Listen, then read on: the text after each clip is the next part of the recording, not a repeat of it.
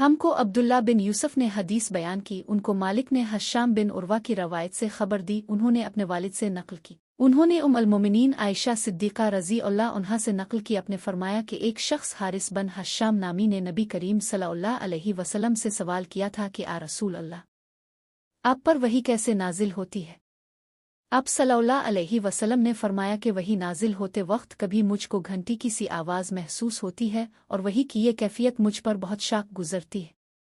जब ये कैफियत ख़त्म होती है तो मेरे दिल और दिमाग पर इस फरिश्ते के ज़रिया नाजिल शदा वही महफूज हो जाती है, और किसी वक्त ऐसा होता है कि फरिश्ता बशक्ल इंसान मेरे पास आता है और मुझसे कलाम करता है,